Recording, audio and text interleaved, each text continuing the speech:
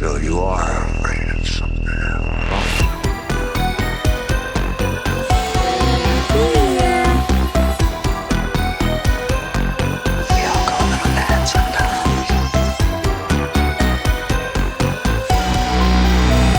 Death is.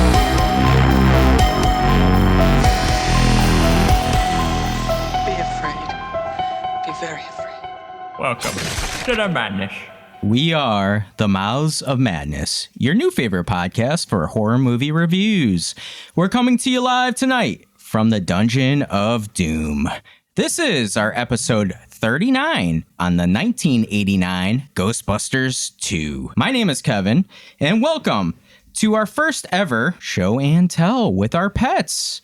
We're going to give you a little treat to start the episode and introduce our audience to our pets of madness. First, I want to bring out my turtles, Barry and Sims. Let them get out of the cage here. Oh, hey there, little guy. Dan, stay away. You got a rough history with them. Yeah. Don't fuck with that Barry. Yeah. Little bastard. He doesn't wear crotchless panties, but he does bark like a dog. Barry, bark. 1 out of 2's not bad. Starting this one off good.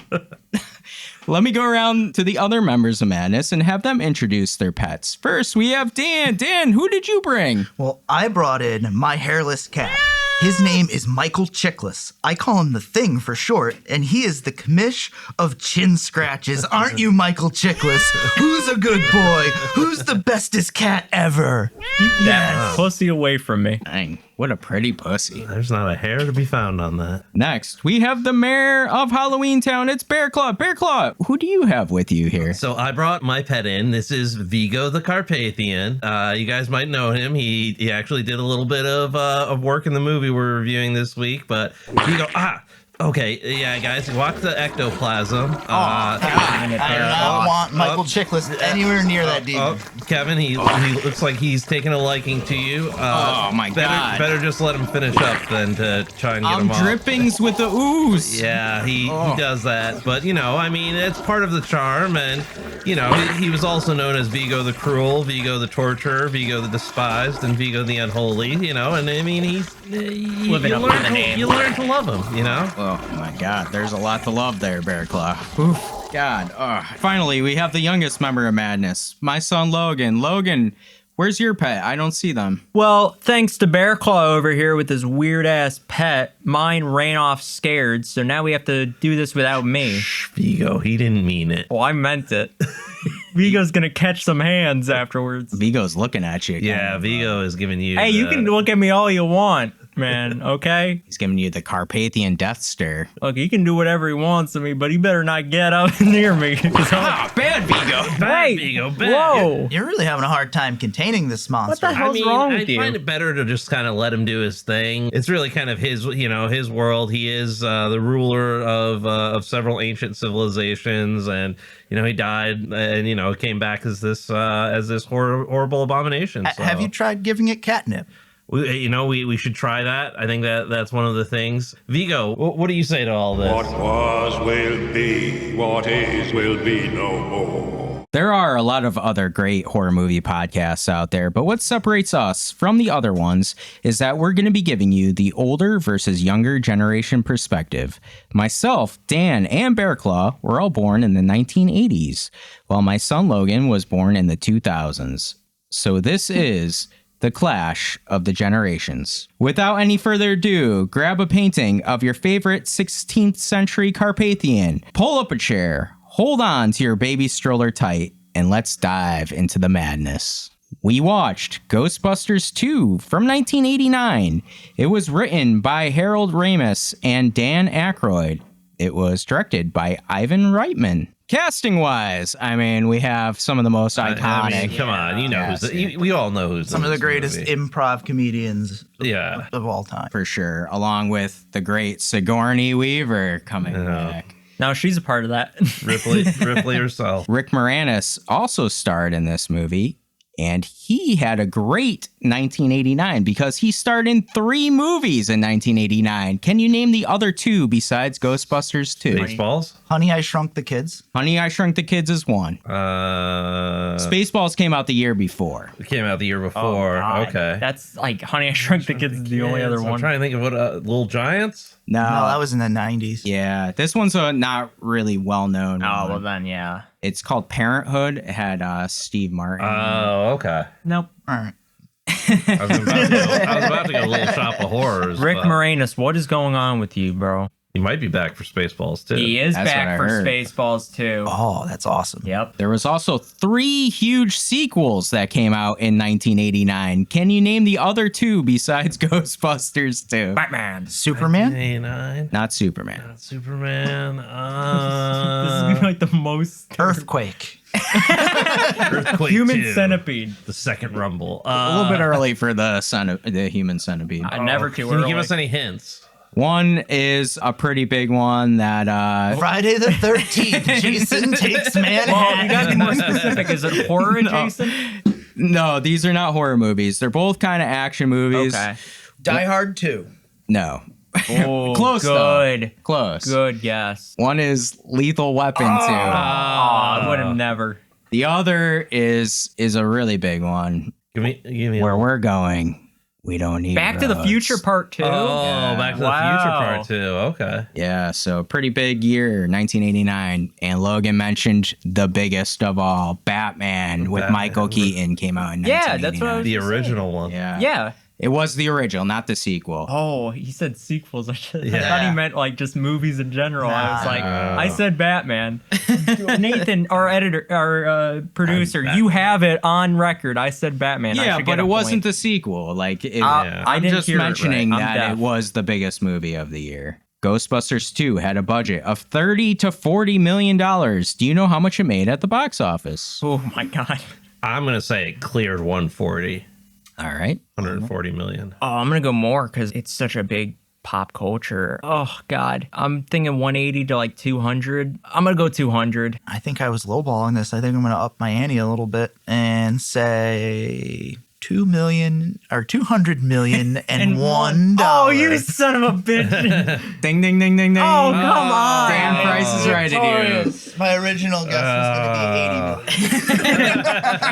That would have been a little low because Ghostbusters 2 made $215.4 million at the box office. Wow. So bringing it back to Batman, Ghostbusters 2 knew that Batman was coming out, and because the marketing was already in high gear, they decided to release Ghostbusters 2 earlier than originally intended. I did hear that, yeah. Ghostbusters 2 broke records for the first 3 days of release. Like, it had so many. I mean, It made so much Ghostbusters 1 money. was such a hit that I could definitely see why Ghostbusters 2. For sure. And then Batman came out a month later and shattered every record known to man. So. Yeah. But I mean, it's the greatest I mean- superhero movie of all time. Jack Nicholson as the Joker. I mean, enough said. Michael Keaton is Batman. And Yeah, Bob. okay. We can't forget about Bob. it. Can't forget Bob. Bob, you're my number one. Bob, remember, you are my number one guy. Oh, my goodness. Also Alfred, too. I mean, True. Currently on Rotten Tomatoes, Ghostbusters 2 has a 55% critic score and a 61% audience score. Really? That low? It is That kind makes of sense. interesting. As always, our good buddy Roger Ebert was not a fan. Of course you know he what, was. Ebert? You can go screw yourself, buddy. Of course He he said wasn't. that this was very disappointing, but he did give it 2 out of 4 stars, even though this was included on his worst movie list of the year. So Pick your lane, Ebert. You like it or you hate it. Shit or get off the pot, man. right. Well, this was Logan's pick for an episode. So Logan, why did you choose Ghostbusters 2 for us to review? I mean, I've probably brought it up before on the podcast or just in private, but there are 2 movies in this world that have made me the most scared as a little kid. It was Batman 2, Batman Returns with the Penguin bleeding black blood, like Jesus Christ, like seeing that as a 3-year-old, like it scarred me for life. And it was this movie, actually, with the painting and all the baby shit, just freaked me the hell out. I don't like horror movies with kids as, like, the main plot line. Oh yeah, I'm gonna like possess kids and do all that shit. Like that just it used to scare me. Pet Sematary? Yeah, I have, and that's why I like think it's one of the scariest movies. Like I think that's a terrifying movie, except until he starts beating the shit out of it, and then I'm like, okay. he starts going like the mom and Gremlins. Yeah, I mean the main reason why I picked this movie is mostly because Ghostbusters is one of my favorite movies. I really love the original, and I thought, well, Ghostbusters is like, it's a classic. Why not pick the shittier version of Ghostbusters and let us all embrace the madness? Wow, I really like that. Just going off of what you said really quick, I'm like having like one of those moments of connection with you as my son, because this movie, when I was a little kid, scared the shit out of me. Yeah. And it was because of the painting, Vigo. I mean, I was scared of 2 movies as a little kid. I was scared of Edward Scissorhands. Yes, I know he's a good guy, but come on. That one freaked me out. That too, whole movie is perverse. Tim Burton. Yeah. This is just sketchy, right? Yeah, the whole thing puts like why would you make Poor a scissor? Winona Ryder. Why would you make a robot with scissor hands? I don't get it. And then Because Tim Burton, freak. that's why. Yeah. and then you have this movie, Ghostbusters 2, and it really like freaked me out. I could never look at like paintings of people the same way ever again. Like Scooby-Doo where the eyes follow you. Yeah, and like Logan said too, with the slime coming out of the bathtub. Oh, yeah. I really remember that and was That freaked freaked me out out. of bathtubs when I was a little kid as well. That did scare me with the bathtub scene. That was terrifying. I always, though, one of the coolest things that I've always wanted to do, and maybe it was just going back to like Ninja Turtles or something, but being lowered down into the sewer. Yeah. I always thought that was the coolest thing. I always wanted to do that. I did too until we saw It. Oh, yeah. That's a good point. Then I saw that It trailer where he's like, "You want a balloon?" Do you want a balloon too, Georgie? No, I do not want a balloon. I'm not going down I there. ain't going down there with the Ninja Turtles anymore. What's the rest of our overall thoughts? Dan, why don't you start us off? Had you seen this movie in a while? No, it's been a while actually since I've seen either. I was looking forward to catching up on this really. I couldn't watch 2 without watching 1, of course. And while I do prefer the first movie over the sequel has some great things going for it. I like how easily accessible this movie is. It's a low bar for entry. It's a great family movie with all the wacky slapstick comedy for the kids and the lowbrow one-liners for the adults. Everyone in this movie has a real command for their character, and they are really fleshed out. And I think that's from the cast's background in improv.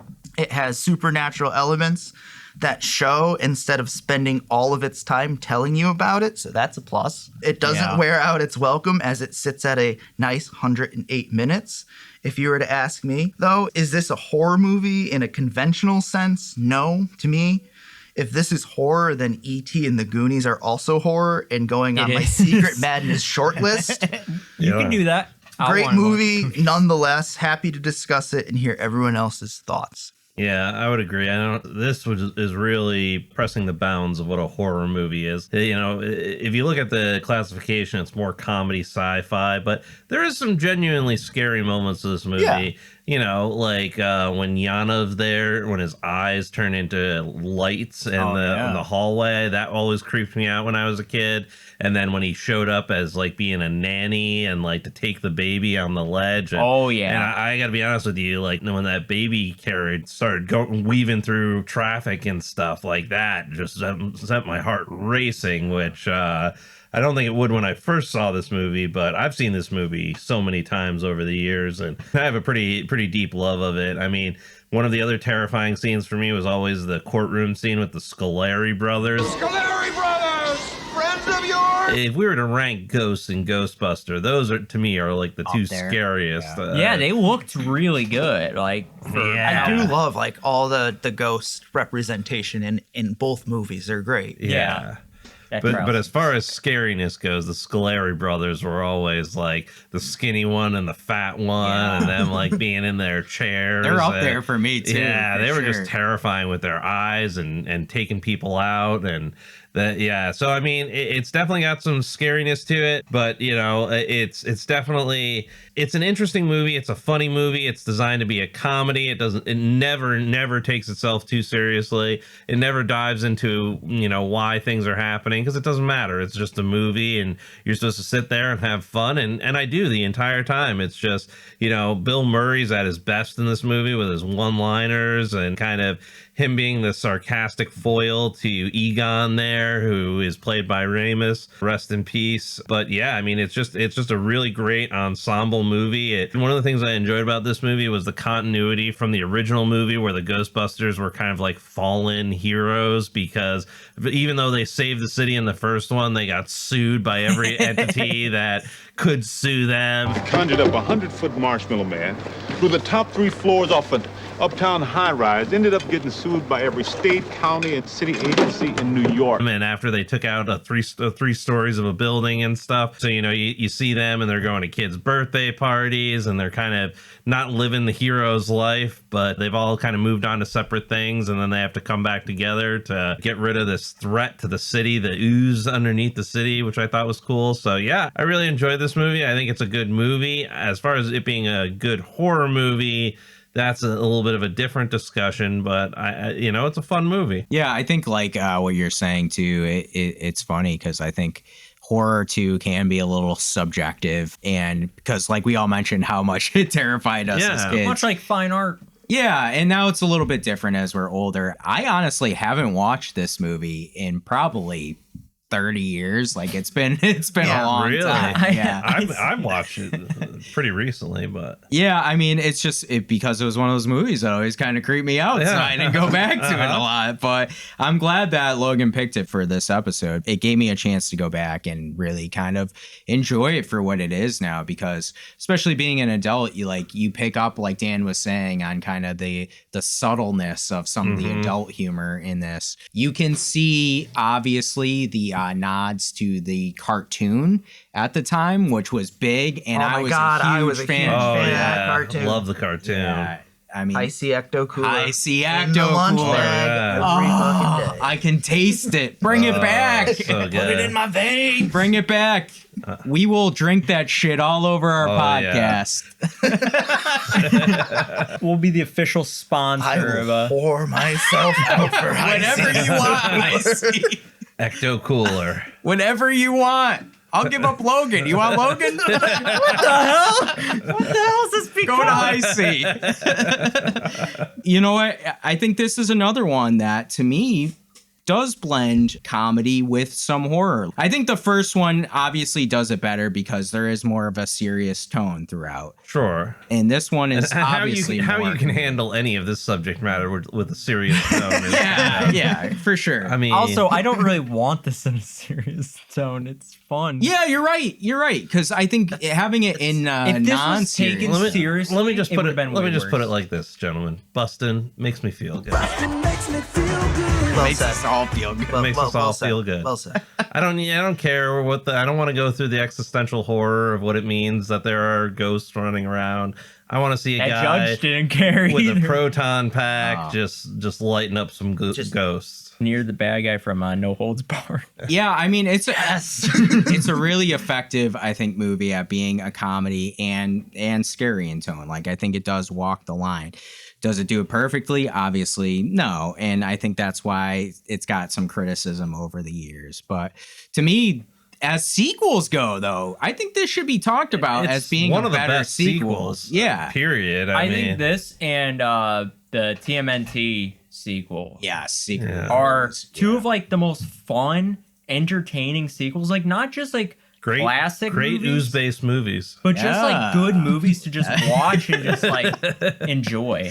For sure. Slime was big back in the day. Slime was a thing. Nickelodeon, I think, is partly responsible for that. And speaking of that, I don't remember having this. Dan, maybe you had it. They had pink slime that you could put all over the action figures. I had that. You had that? It came with the Bearclaw? Firehouse. Okay. Because you had to you had Talking the about fire. Ghostbusters? Yeah, I didn't actually own any Ghostbusters. okay. Yeah, no, I was big into the action figure line. I had the. I would totally. I loved Ghostbusters. I had their the firehouse. That I was where remember it had that. the ooze because you poured the ooze in the top of it. See, I don't remember. When I was in preschool, I dressed up as a Ghostbuster on not a Halloween day and informed all the teachers that if there were any ghosts that that I would be happy to take care of them in their Straight up house. G. You know, Little Bearclaw with his little Bearclaw mask. Yeah, and they proton asked a lot of pack. questions about that, but I said you got to move past that, lady.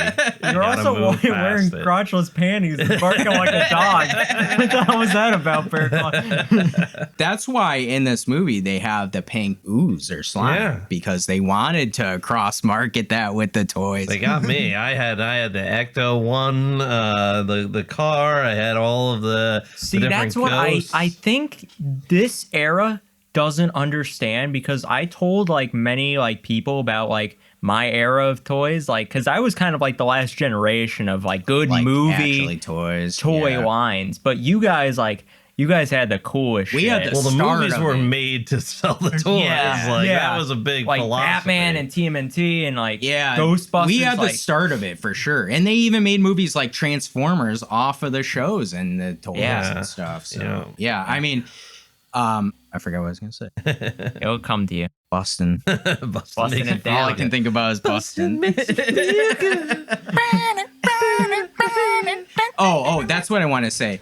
In the movie too, it's kind of a fourth wall break because they have the mug and the balloons and stuff, and it's they're trying to it's the commercial when they're get your mug and your balloons. I love that shit because it's it's a movie within a movie within a movie. They know what they're meta. doing, right? It's very meta. They're there to sell some shit. They're commercializing within a commercial within a movie. Balloons for the kids. Mind blown. They did it very good though. They did it very good because you can I get one of those that. mugs? I want one of those mugs. Because kids didn't do that. Get on your Timu there. Does that explain why the Ghostbuster emblem on their uniforms also has the two? Yes. And at the celebration, marketing. They also had the 2 on it. Yes, you're right. On the sign and stuff. Oh my God. They were marketing without anybody realizing. Who here had a proton pack when they were little though? I don't think I did. I had a proton I wasn't pack. Privileged enough to have one. Freak. Did you make it? Or Wait a minute, you can't have a proton pack. That's not safe. The proton pack is not a toy. It was it was one of the little plastic ones, and they had one of the other blasters that it would show the villains on the wall. It was like a projector. And I would, my dad would have that, and then I would have the proton pack. Okay, that's sick. Happy childhood memories there. This is pre-kindergarten. But listen, if you're out there and you have any of these toys, send us pics at our Instagram. At the outlet, that was or last our year email. that I was doing that.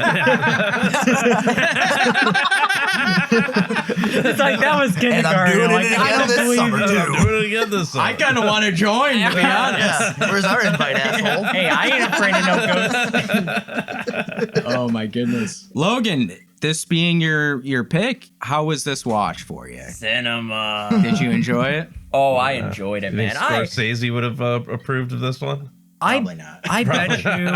I bet you though, if you got him with some weed and some good and you got him with some good shit going on, I bet you he'd have a good time. I didn't need any of that though, because this movie was straight up enjoyable as hell. As soon as the movie started, you were back in the magic. I love when a movie brings you back to the world and kind of brings you back into that joy and wonder. One of my favorite sequels is Back to the Future Part 2, because it's as soon as the movie starts, you're back and Back to the Future. It is back to where you were. It just is a perfect It's like riding a bike. It's you stay off for a little bit, and it's and then you kind of miss it in a way. And it's then, being reacquainted with an old friend. Yeah, exactly. That's why I think world building is so important with a movie franchise, because it just brings you back. It makes you anticipate the next watch. And I think this movie does a great way. And this one certainly didn't take any risks. I mean, it's pretty much it is the same formula from the first one. And that's why I love it, because it just feels so like, it feels so good to just be back and kind of like having fun. It's like, it kind of is like Grown Ups, but with like ghosts and stuff. Like, it's just friends hanging out and like blowing up ghosts and saving the world. Like, it's just kind of like they're just having fun with it too. It's not like they're being like grumpy or whatever. Like, they're having fun with it. That's true. Like, I think that's why I enjoy it the most, is because it just feels like a fun, enjoyable movie that you can kind of just sit back and watch. Like, it doesn't take too much time out of your day. It kind of just makes you feel good with yourself. Like, the newer movies, I'm not a huge fan of because of that, because I don't think they have what like the last movie like had. And like the new franchise, it doesn't have those friends. Like, yeah, it has Paul Rudd and stuff, but like it rings a bit hollow, doesn't it? Yeah, the new one was good. I like them bringing back the older cast, but like, you know, it's not the same. Yeah. It's not the same. Oh, the new Ghostbusters you're talking about? Yeah. Oh, yeah. The new Ghostbusters are pretty good, too. They're not bad.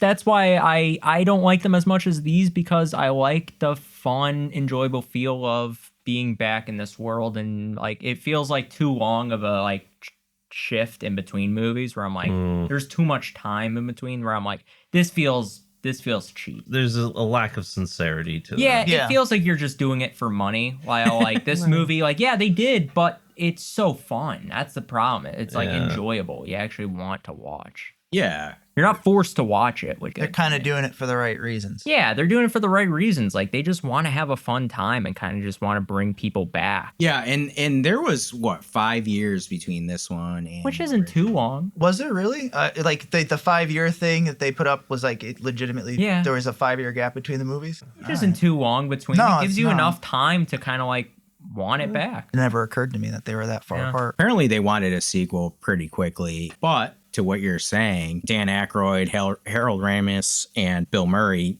especially, like, they really care about the movie and the IP. So they didn't want to just come back and kind of took their time with it. I think they felt like the timing was right to do it. It felt right. It didn't feel like they were like doing anything wrong with this movie. Well, I like what Bearclaw had said in his opening thoughts, because I like where they go at the beginning of this. Because the Ghostbusters are down on their luck. Yeah. You know? Kids' birthday parties. Yeah. Like, they had a fall from grace, you know? And I like that my dad says you guys are full of crap. Some people have trouble believing in the paranormal. No, he just says you guys are full of crap, and that's why you went out of business. That is the guy who does the new Ghostbuster movies. It's Jason Reitman. Ivan Reitman's the director. Yeah. And it's his son, Jason, who does the new ones, I believe. I could be wrong. Oh, I don't know. And was he the kid that said... Yes. Oh, cool. I didn't know that. He was the kid that said, my dad says you're full of crap. And that's why he wanted to retcon it all and kind of just do it with a whole new cast, because he didn't like those guys. His daughter is also the girl who holds the puppy. Oh. Wow. Now take the puppy away. Let's see what happens when we take away the puppy. What about that married couple?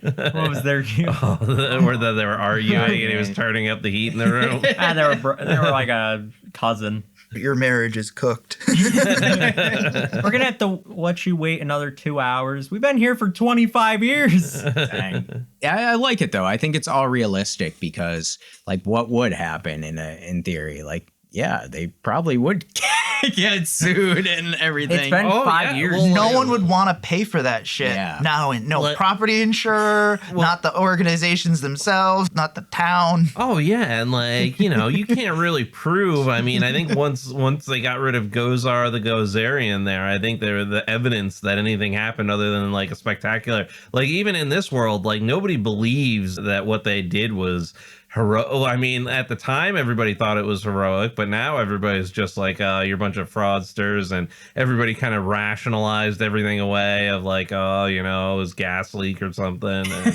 that's the one thing that I have trouble with this movie a little bit, because it's like there is a giant fucking marshmallow marching down your city. That's like, you're gonna rationalize that. Everybody was seeing ghosts and everything like that, but I don't know. I guess they decided that to just rationalize it away. Yeah, I mean, that's my only. I hear what you're saying, but I think in the real world there needs to be a scapegoat for like in Ghostbusters are kind of the scapegoat. True. What they always talk about in Marvel movies, for instance, like the Avengers come in and destroy a whole city. Yeah, there's literally a whole movie happens. where, there is a whole movie where it starts off that I was about way. to say, brother. Sokovia Accords. They made a whole accord based on that, where they're like, you can't do any of this unless you're sent in by us to do it. But were they sued? So basically what happened is, we're going to explain Civil War for you guys. So everything that happened in Age of Ultron and New York, everything that happened in the first two Avengers movies was basically brought upon the Avengers, everybody, that they have to take responsibility and that they all have to sign their names to be like, I guess, like sanctioned by the government, and like everybody has to agree to let the Avengers come in. Only then can they come in. They can't come in on their own. Otherwise, they'd be acting as rogue criminals. Gotcha. So maybe they took a little bit out of this movie as well, because I think it's more or less the criticism that people had of the movies, right? I think it's a fair thing to say, but like, let's be honest. If there was like a group of people acting as like vigilantes to do good, but aren't like sanctioned, aren't actually like brought in by the government, like what's to say like they're supposed to be like good people? They could be terrible people, and only then they have to be like brought in by the government. Once you put Batman under a microscope, he falls apart entirely. I mean, it's the same thing of like, okay, so this guy's doing vigilante justice in the streets, and I mean, anybody with a calculator could take 10 minutes and be like, who has the economic ability to do this and is mysterious? Plus, and they'd figure out it's Bruce Wayne in about 10 minutes. It's very An different. accountant would figure out it's Bruce Wayne in about 10 minutes. It's very different. One of them did. Yeah.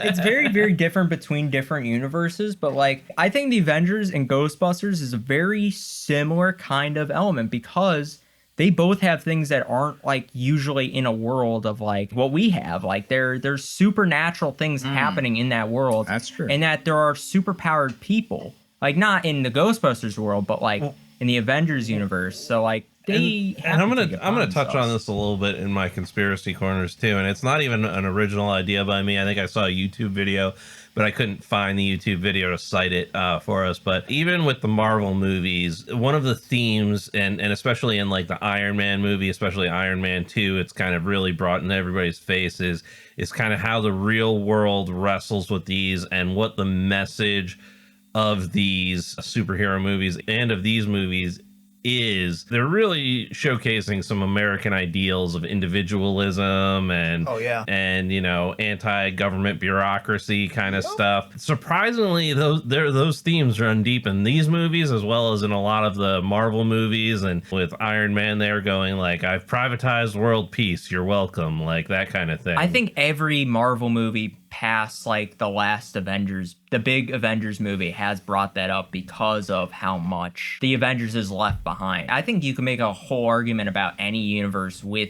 superpowered people or any kind of people working together to stop like the world from ending, and then kind of sit them down and be like, wait a minute, you guys aren't government sanctioned and you're acting as your own, like you're acting on your own accord. Like, yeah, you're saving the world, but were you given clearance to do this? Well, that brings me to a question. Are the Ghostbusters vigilantes? Yes, because they're not government sanctioned. Yeah. But they're good people. I think they would probably fall under the Batman Accord. yeah. Well, I mean, they're not sanctioned. They're not a government agency. Like, I mean, they're a free market enterprise, though. Yeah. Yeah. They're for hire. Yeah, they're for hire. This is very clear Like on the Spider-Man. Ecto 2 on the side of it. It said for hire. We'll come bust your ghost for you. I think it's an interesting question. I think it's a question this movie wrestles with a little bit, and the previous one wrestles with a lot, but it's pretty interesting. Well, let's ask the viewers. Yeah, let us know. Are the Ghostbusters vigilantes? And should they be arrested? Well, I mean, that gets us into like the main thing in this. The Ghostbusters are arrested pretty early on. Yeah, they are And they're thrown in They're a arrested in the previous movie psychiatric- too. They really don't get much time in this, and which I like. We're thrown like right into it. There's really not much buildup, which I love. Like Dan said in his opening, this movie runs really good. Like the pacing, I think. Yeah, is really it kind of runs from one scene to the next, and yeah, there's not much like slow down and like ramp up at all. In fact, right away we're throwing in with the baby. Yeah, that's terrifying. Yeah. Can I ask too? Why did she just like right away think that there was something like extraterrestrial going on? I mean, See the way that baby carriage was brother. Yeah. bobbing around like fucking a Frogger? regular baby carriage doesn't swerve around cars like that. Plus, she has had the unfortunate, pretty unfortunate past of being possessed by a dog. That's what I was thinking an too. extraterrestrial dog. So. That's what I was thinking too, because no normal like movie like person. Your first would conclusion be, wouldn't be clearly this is some type of I spectral emanation. I gotta say though, the best scene in this entire movie is when he's in trial, Lewis there, and he goes, "They helped me. They're good people. They helped me out of being possessed by a dog." One time I turned into a dog and they helped me. And the judge just looks at him like, "What?" I just want to go back to the baby carriage really quick. I love how all the cars in New York City berate it with their horns. Like no one's like, oh shit, there's a baby carriage on the loose. Like, get the fuck out of the way, baby. I'm trying to drive.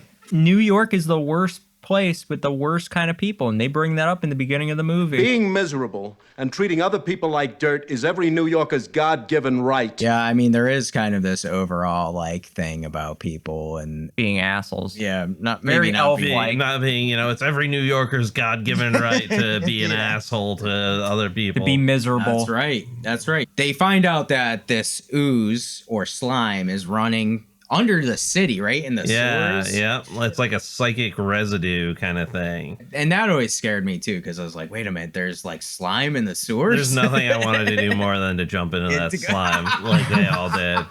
I don't know why. When I was a little Bearclaw, kid, I just wanted to jump right into it. Did you want to eat any of it? No. But like, I always thought it was such a cool scene where they like were covered in slime and they had to like take off all their gear, and then they go into the restaurant. He's like, "You're scaring the stiffs, boys. Boys, you're scaring the straights, okay?"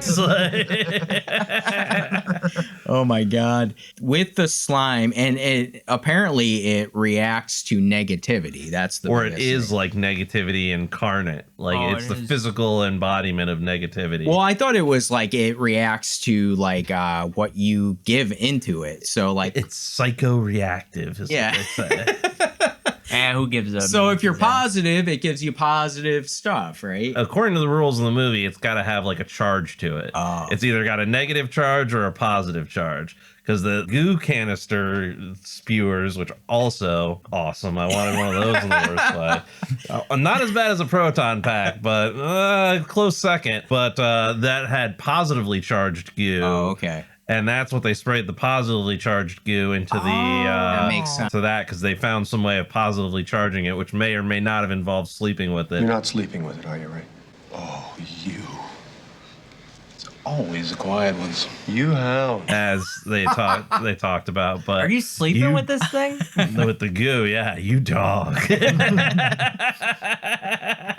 And they somehow knew that hooking it up to an old NES controller would allow them to, drive the Statue of Liberty. But hey, I mean, again, this movie, you can't take this movie apart. I mean, there's no explanation. There's no Nintendo controller, product placement. Placement, yeah. Go buy the game. Out soon. Yeah. Even though I think this was Super Nintendo time frame, but that's neither here nor there. You want to play some Mario Brothers? What gets us into one of the scenes Bearclaw mentioned earlier, the Scalari Brothers coming to life. The Scalari Brothers. This scene scared the crap out of me as a kid. The Scalari Brothers. That judge was about to shit his pants. The judge was scary too. Yeah, like when he was going off on his whole like diatribe there, he was like, "In other times when we would have had you burned at the stake and have you burned at the stake." like that was just crazy. he's like, if my hands weren't tied by alternative fetters of law, then I would invoke the tradition of our illustrious forebears, reach back to a purer, sterner justice, and have you burned at the stake. And then having the Scalari Brothers blast out of the slime. That was such a cool effect. Maybe the Scalari Brothers weren't wrong in wanting revenge. That judge was an asshole. This judge. Well, if the judge was the real bad guy. Yeah, you're right. Maybe the judge was the bad guy. Not that dude from No Holds Barred, the villain there, and he was also in Wayne's World. Yeah, Jack, who is the mayor's like right hand guy. Yeah, henchman guy. Yeah, he was also in No Holds Barred as a bad guy. He plays a good bad. Plays guy. a lot of good. Yes. Wasn't he the bad guy in what was that Adam Sandler movie, Anger Management too? I didn't see that. I didn't see that one. It's been a while since I've seen that one. Yeah, he's always a bad guy. He was like Adam Sandler's boss. Fat cat stuff. Yeah, he's always a bad guy. What's cool is I didn't realize the effects in this, especially the Scalari Brothers, were costumed actors and things like that. Really? Yeah. Cool. A lot of puppets in this too. Yeah. Which is Puppets. like that's what I thought they were, was more like puppetry than anything, just with like a opacity kind of thrown That's over so it. cool. I mean, it gives the ghost such a distinct look in this that you just can't do with CGI. It just doesn't, I don't know, it just doesn't come off the same way. Because in the modern Ghostbuster movies, they do see, heavy CGI and everything like that.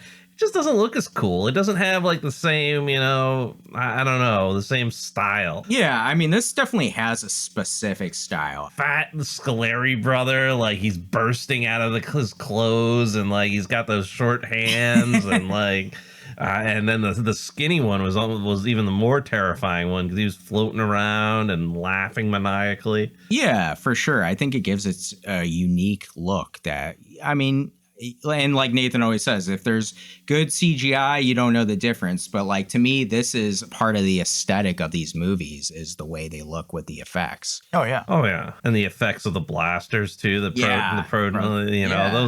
look so cool. And it's all awesome. I mean, it doesn't make any sense whatsoever, but that doesn't need to. For a second, I was like watching this and Bill Murray seemed a little too much for me at first. Like I was like, man, this dude, was a little bit he's too working. Much. He's got his working boots on. He's got that Garfield energy. Yeah, he was like I brought up Garfield because I think that's Bill Murray's worst movie.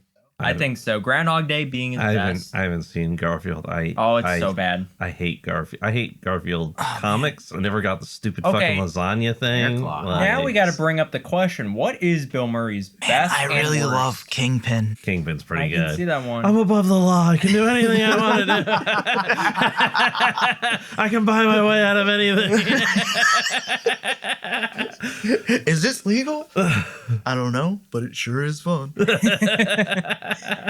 Yeah, I mean, I don't know. Bill Murray, you know what though? Eventually, like I think I settled in with the movie and I realized like Bill Murray's really the star of this movie. Oh yeah, definitely. Just like how he's going at it, his quips, his like sarcasm.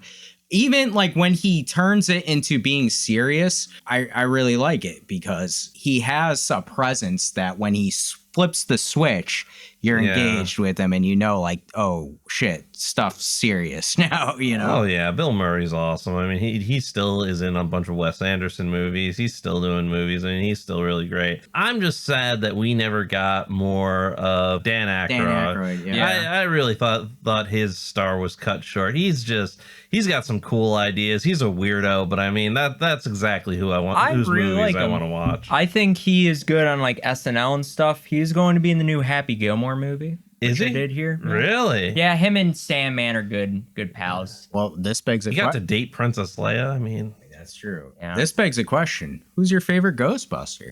That's a tough one. That's a tough one. I'm gonna go with Winston. Oh yeah, Ernie Hudson. Ernie Hudson, yeah. Ernie Winston, the Crow Hudson. I was just about to say, what movie Ernie Hudson's pretty well known for? Oh, God. Well, I mean, you got to take what acting you can get, but I just always liked him because he was he was kind of the straight man in the whole operation. Like they were all kind of all doctors of weird parapsychology and stuff like that. But he's like, I'm just here to do a job. I've had it, Ray. No more parties. Here's your share. Look, I'm tired of taking abuse from overprivileged 9-year-olds. It'd be between him and Ray because they're kind of opposite ends of the spectrum. Ray is the guy who's super into all of this, is willing to believe and like, oh, okay, you saw this weird ghost child riding a bicycle through the park. I believe you. Yeah, let's go check it out. And Winston is like the other end of that where he's like, nah, what are you I'm talking good. about? Like, That doesn't I need work a for me, job.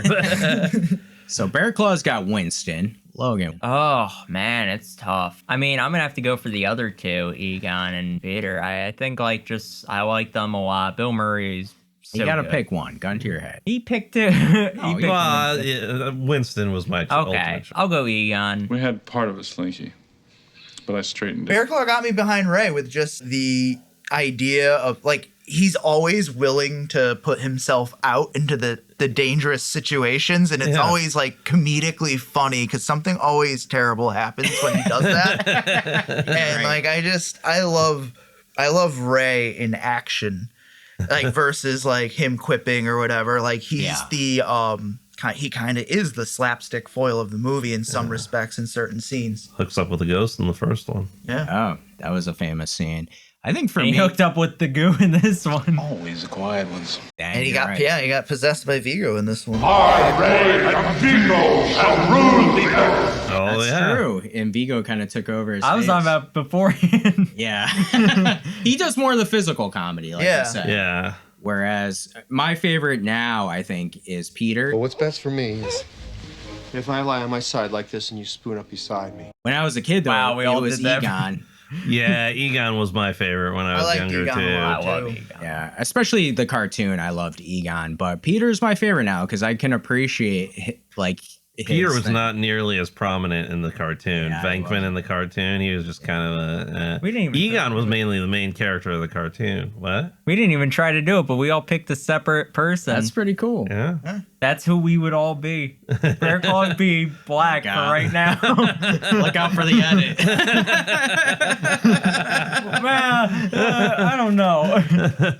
Let's talk about the big thing for me and Logan. Vigo the Carpathian in the painting. Vigo. Screw that guy. I mean, this is scary stuff, I thought. Still, to this day, I think it's scary. Did you know that Max von Sydow has an uncredited as the voice of Vigo? Dang, he's uncredited? Yeah. Who's Max? Von Sydow? Father Merrin in The Exorcist. Oh, okay. The three-eyed raven in Game of Thrones. Oh, yeah, there we okay. go. Dan with the knowledge. That's pretty cool. That's That awesome. actor who played Vigo, wasn't he in Die Hard too? He was a former, boxer, and they said he was not a nice person in real life. Yeah. I thought he was the same actor who also played the tall man in Phantasm. I had to like do a quick look at that and be like, no, those are different people. Yeah, he was. He was in Die Hard. Especially when his hair is like flowing and he's got that kind of, his head looks bigger. And And what other movie was he in that is the namesake of this podcast? Oh, in The Mouth of Madness? In the Mouth of Madness, he's in that movie. He was only in it briefly. He played one of the villagers. If you needed like a tall Scandinavian dude, he was genuinely Wilhelm von Hamburg is his name. Hamburg. But he played a lot of Sturdy it. name. You know what? Watching it this time, Vigo is still very scary, but I didn't realize when I was a kid how funny and awesome Janusz is in this. Yeah. Yeah, he really does a good job. And he's so creepy at the same time. Yes, he does it so well. Like, I just thought their dynamic together too was great. I, Vigo, the scourge of Carpathia. Oh, you told me this scourge. Because Vigo's like this scary, like, I need a baby, and Janusz is like, baby? Like, he's like, yes! I don't know, just his mannerisms, his voice. They're yin yang. Yes, yeah, 100%. 100%. Logan, was Vigo scary to you this watch or no? Yeah, hell yeah, brother. Like, I got scared on the first watch of this movie when I was like 3 years old, and I got scared today when I watched it. Like, I was crapping my little pants. I don't like people who got shitty hairlines going after babies. That just doesn't feel right. I thought we were behind all that. Thought we left that behind. I think what I really do dig is they actually set up a good villain. Yeah. Even in a sequel, which is hard to do because sometimes you get a sequel where you're kind of like, okay, so you got the Shredder, but you're just going to make him take steroids and become the Super Shredder. That was and then dope. he destroyed For 2 himself. seconds. Yeah, and then he destroyed himself because he was damn big. And then they had whatever their hell names were. Who were the other 2 dudes that he created? Tokar and Razor. Stupid ass idiots. But like, I think that's the problem is like most villains aren't as good in the sequel. I think they did a damn good job at setting up a good villain because this guy was actually terrifying. I mean, and even the villain in the first movie wasn't. I mean, Kinda Gozar convoluted. the Garzarian. I mean, she was in the movie for like 10 minutes, like not even 5 minutes. This dude was in the movie for way too long. I liked him. I liked his character in the movie. Did you think he was a good villain, Bearclaw? I thought he was a great villain. Yeah. I really liked it. I liked that they were able to connect the slime to him. I liked how they kind of set him up and always talked about him. Like he was poisoned, stabbed, shot, hung, stretched, disemboweled, drawn, and quartered. He's poisoned, stabbed, shot, hung, stretched, disemboweled, drawn, and quartered. And Winston goes, I guess he wasn't too popular in the end, huh? And Egon goes, no, not exactly a man of the people, also known as Vigo the Cruel, Vigo the Torturer, Vigo the Despised, and Vigo the Unholy. Is his character based on Vlad the Impaler? Like, Vigo wasn't a real person, right? No, I don't think Vigo was a real person. I mean, you know, I don't know. He kind of throws off a Rasputin vibe to me because that's kind of how they said Rasputin went. Is like they had to like cut him up because he was supposedly practicing dark magic and things like that, and they had to cut him up into pieces in order to kill him, kind of thing. Dang, so I did hear that. There are many things like with Rasputin. I remember just recently, my last semester of Western history, we had to learn about Rasputin. And what I found very interesting was they're like, well, there are many times like people thought he was dead and then he suddenly like came back and it was like this whole thing of like, oh, he's still alive. It's like, brother, this is some like, he just liked to play peekaboo. Yeah. You know? He's good at hide and seek. Yeah. He had an entourage that went around and followed him and helped him fake his death. It's like Desperado or whatever. Yeah. Dan, what'd you think of Vigo? Did you like him as a bad guy? I did. I liked him as a bad guy. He's got this very, very intimidating face. Also, got some Buffalo Bill vibes from him from Silence of the Lambs as well. He was in a spoof of Silence of the Lambs. That actor was in a spoof of. That's awesome. That was called Silence of the Hams. Gotta look this up. Gotta find it. But to your guys' point, I didn't think about it like this before, but like with the picture and the eyes following you, like that is a creepy thing. I never thought of like a portrait in that manner until you mention it. And yeah, I could see that being scary. The thing in the movie that got me with the Vigo was when he did possess Ray and Ray turns around. Yeah, and he has that like pig demon face kind of thing. Yeah, that was the thing that got me as a younger person. I was worried for Ray. I was like, not Ray. Ray's gone. No. What scared me too as a kid, and I forgot about it, and then watching it now, was when they have those pictures and they're developing. Yeah, that was another. Yeah. That I would say is the most horror element of the entire movie, because there's this actual stakes and seriousness in that moment where like two of the main characters could actually perish. Right. Yeah. At no other point do I ever feel that the main characters are ever threatened. Yeah, or ever in danger.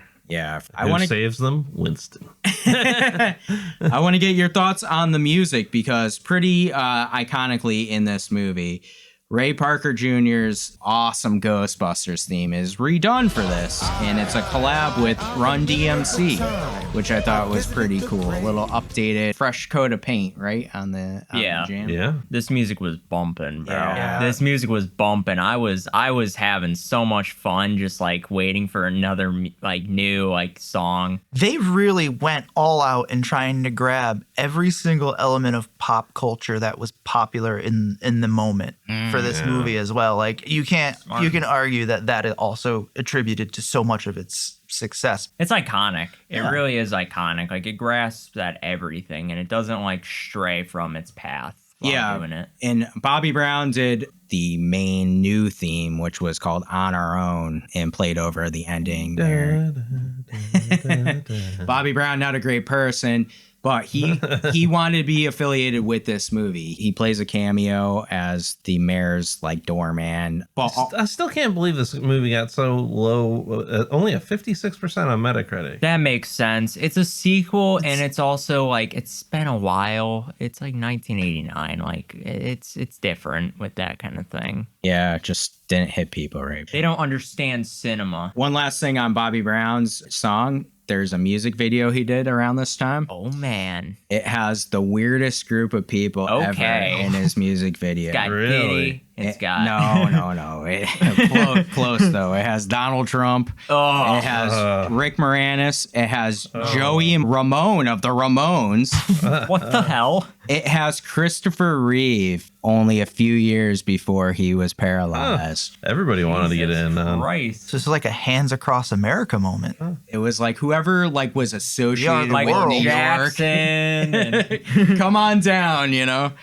But it is, like you said, Dan, it's a very pop culture centric. moment. Yeah. To the ending. Statue of Liberty. Yeah. Comes to Lewis life. coming in with the Ghostbuster costume they just so conveniently had. You know what? We didn't talk about Lewis, played by Rick Moranis. Genius. I thought it was a great role. He's great. Yeah. Cinema, Dad. Cinema. And he hooks up with Janine. He finally Dan's he has girl been there. very unlucky in these movies. He finally meets the right woman when it comes to Janine, and he gets to be a hero too. The slime comes off because he's finally stepped up to the mantle of the hero. I'm a Ghostbuster. It'd be incredible if they did a third one and he ended up being the mayor. I After could see that. Spaceballs 2, they're gonna make Ghostbusters 17. Oh my goodness. Rick Moranis returns. I loved his role in this, and Janine too. Like, I thought their chemistry was really good. I'm kind of sad there was no third movie that we could have got their like natural progression of things. And stuff. I'm fine. Yeah, I mean, I'm good too. I'm good. All right, screw you. What the hell was up? Okay, I gotta talk about that. Why the hell are you so into Lewis and Janine? Like, I was fine with it. I didn't think it needed more. No, I just think they're good like side characters. Yeah, they are. Yeah, and they did Janine was exactly a what good they side did. character in the first. I wouldn't want more. I think I He had definitely had a glow up in this movie, though. Oh yeah, she was pretty good. She's pretty forward too. I think motherhood's a very natural instinct. I like a child myself. Would you? Oh, yeah. You want kids? They were looking like they I were think she getting had to right lay there. it on thick for him. You're right. Should have guided him a little bit. Also, they kind of work together in a sense. So, like, if you're dating someone you work with, you don't want this shit to fail. So, like, You get it's that good. It's good to ectoplasm get all everywhere. the. Ectoplasm. It's good to get all that everywhere. shit out there in the beginning. Do you want kids? That's true. So we get the Statue of Liberty. They have it come to life, right? And we're gonna get everybody in positivity. Goodwill, positive vibes. Crush a police car. Spray the positive goo on the inside of it. Just positive ectoplasm. Positive. everywhere. I mean, and like, you know, you could say things like, "How did they know it would work like that? How did they think that through?" Okay. We're not They asking talked about questions. No one's asking questions. How They do talked about it. They're like, what brings people together? Like a mascot of everybody is kind of like together. A mascot of like true New York Statue of Liberty. We need something that everyone in this town can get behind. We need a symbol. Something that appeals to the best in each and every one of us. A mascot in New York. I loved Bill Murray kind of doing his like stand-up stuff too. Like, Oh, yeah. he's like, statue, how are you doing tonight? I like how when they first arrived, he's like, Oh man, haven't you ever wanted to look up that door? I bet she's wearing nothing. Yeah, under the skirt. Whether she's naked under that toga, she's French. You know that. She is French. I thought the coolest scene as a kid was when they came from the roof. Rappelled down? Yeah. And the Statue of that was Liberty's such a looking cool down. visual. For sure. And they're all four of them are looking out from the crown. I thought that's such Almost a cool as cool shot. as Batman coming down from and saving Vicky Vale, because that's one of the coolest scenes of all time. They did it a month earlier. Yeah. And then a couple years later, Spider-Man 2002 came out, and then, you know, him saving MJ and a bus full of children. Also about New York positivity. See, there's a golden lining to that. Everybody really wants New York to stop being assholes, but unfortunately, It's they their root for the God-given Knicks right. and the Jets. Dang. If the Jets were in this too, Dan, you must have liked that. Well, they used the Jet sweatshirt as a diaper. Thanks, Kevin. At least, you know, my team's featured in a movie, unlike the Miami Dolphins. Ace Ventura? Ace Ray Ventura. Finkel. Screw you. Oh, man. I have no comment. I like this, though, at the end because... Finkel Einhorn. Lace us out, Dan. I like when he chloroforms the dude when he's running. And he looks at the ring. God damn it. And he's in the stall. Or he presents himself to get punched in the face. That is a great movie. Oh, yes, it is. Yeah, I mean, this I liked because we get Vigo outside the painting, and he's like... Oh, yeah. Part of his thing, too, is he's a sorcerer, right? So he has mystical powers. Oh, yeah. I mean, like, death is but a doorway, time but a window, I will return, like... Just before his head died, his last words were, "Death is but a door, time is but a window, I'll be back." He must have some kind of dark powers and being able to funnel the negativity into ooze and like, it's kind of part of the lore that like ghosts can't like interact with the world unless they leave ectoplasm because like the ectoplasm is they did grab a woman. Ectoplasm one more time. Ectoplasm, ecto-cooler. It's like Fantastic Four. Say that again. I don't know, because they grabbed the woman by her legs. The brothers there, they grabbed that woman by the Well, legs. if you were to look at her leg, it would probably have goo all over it because that's how ghosts interact physically with the world is ectoplasm. Say it again. I mean, this to me was kind of horror because you're afraid for the little baby, too. Like when he had... Oh, yeah. Oscar. Yeah. Oscar was a stupid name. Oscar was not a good name, but... You're named after a hot dog. His name is Oscar. Named after a hot dog, you poor man. That child went through a lot of abuse. Where's your dad? I thought Bill Murray, too, I was saying this before we recorded, was berating the little kid. I didn't get the joke, like, when she was like... Is his dad a... Well, no. She was like, I'm going to put him down. And he was like, do you mind if I do it? And then he was like, your belly button sticks out too far. You're short, your belly button sticks out too far, and you're a terrible burden on your poor mother. I'm like, dude, I didn't get that either. Yeah, I caught that. Kevin and I were talking before we started. This was the only time that I caught that too. Was that joke? I like how he's making fun of the dad too all the time. He's like, is his dad like? Well, his dad was in the previous movie. Was he? Well, yeah. Oh, was he in the university, right? Her companion there when Venkman first started. I didn't know that. Yeah, that's him. And they broke up, and then she got back together with him. Oh, I didn't know that. And then that's Oscar's father, and then he went off and did his own thing and left Sigourney Weaver. What a fool. I do like this, though, at the end, Peter kind of berating Vigo there. I have met some dumb blondes in my life, but you take the taco, pal. Oh, yeah. He couldn't move, so he's like, one last stitch effort to oh, save yeah. this Well, I kid mean, here. Venkman, that's one of the things I love about Venkman is he's kind of like myself in that he'll just talk, even if he's completely beaten, he'll just keep talking Even if shit he's, till like, the very close end. to Like, He'll just shit I have a talk similar you. mindset. I would too, yeah. I love it. Like, you're going to go out, you're going out on your sword? Or Going out on my terms.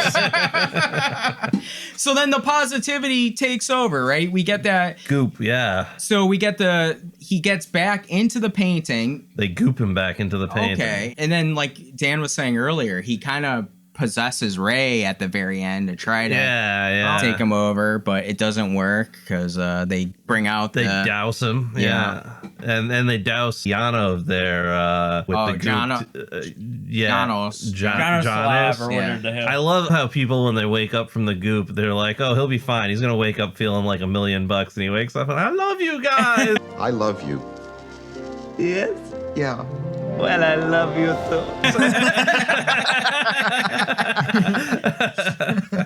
Dan Aykroyd too. Ray, he wakes up. I love that interaction he has with Janos. I love you, man. I love you too. And then we get the painting of them with Baby Oscar. Banger. That's like the Kramer. I wonder who has that painting. It has to exist. Bill Murray. Bill Murray. I guarantee you, either Bill Murray or Dan Aykroyd has that painting. Check the eBay later on. Or Sigourney Weaver. She has that still in her place. Oh my goodness. Like we said, this kind of is the same formula as the first one a lot, but I don't know. It's such a good formula. And it ends just like boom. And they have like a little ending montage over the ending credits there. But pretty much as soon as they step out of that, is it a museum that they're it's a museum. Yeah. It has such good pacing and doesn't overdo itself. It doesn't overstay its welcome. Yes, 100%. Yeah, and I think that's why it makes itself so like well known, is because of it's just entertaining and it knows what it is. It's not trying to be anything. All right, are we on the conspiracy corner? Yeah.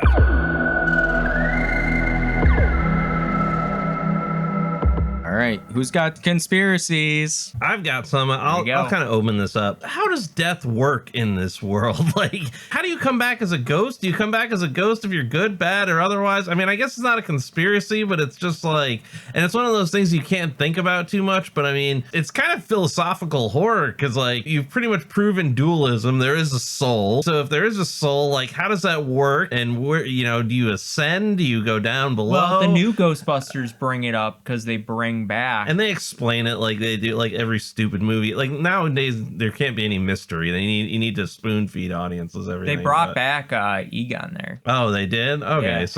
Yeah. So that was my one, but the bigger one that I want to talk about here is that Ghostbusters is kind of a very 80s themed movie in the sense that it's very anti-government, pro-privatization.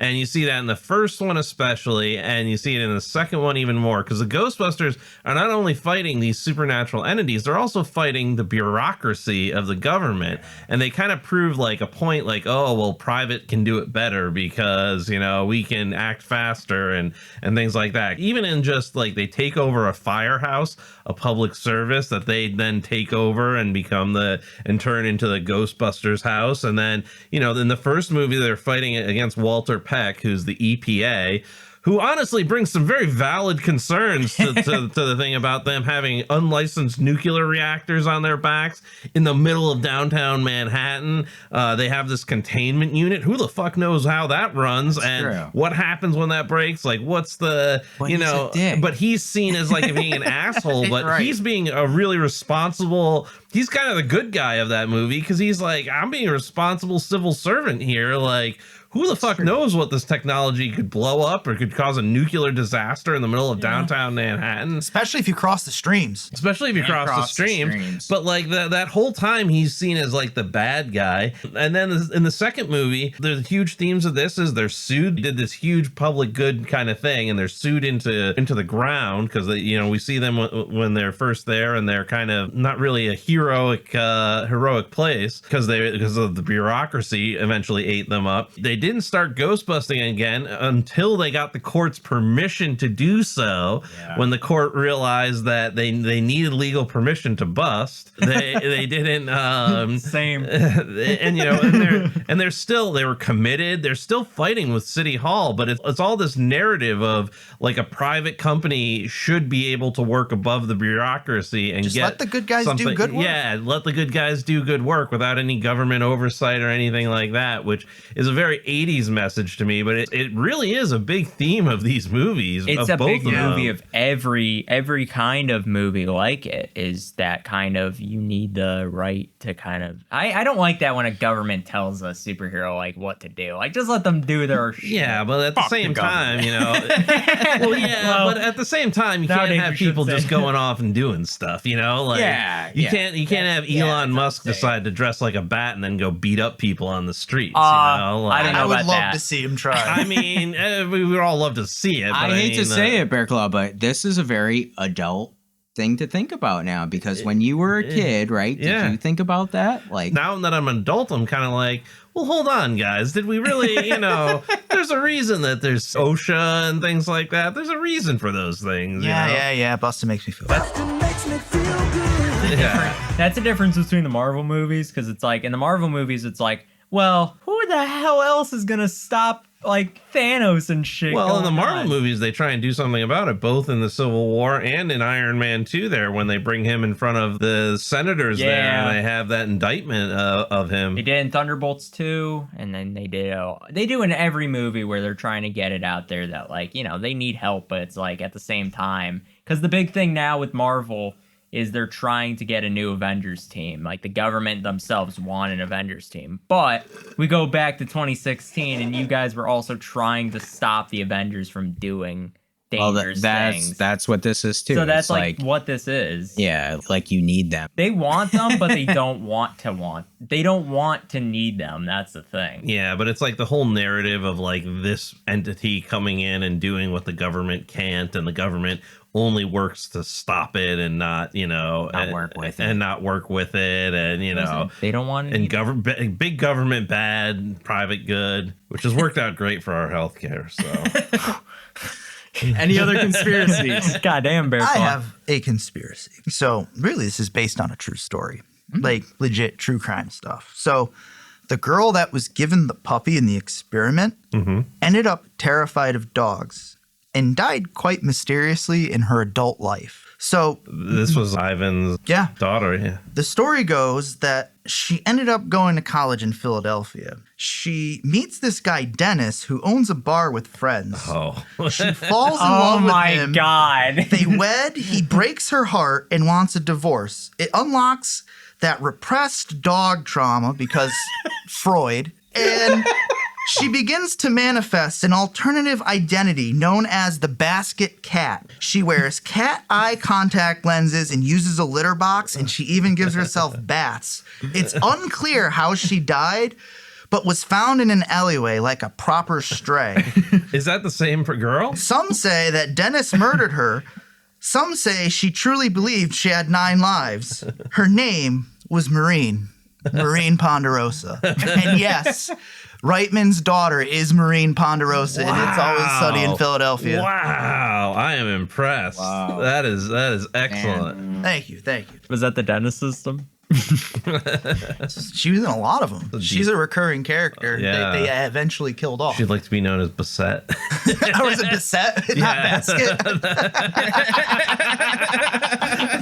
I can't wait for the new season. Danny DeVito's going to be on The Golden Bachelor. That looks awesome. I love that. That's such great work. Any other conspiracies? Good conspiracy. I think we should end on that one. That was bravo. Thank you. It's time for hot takes.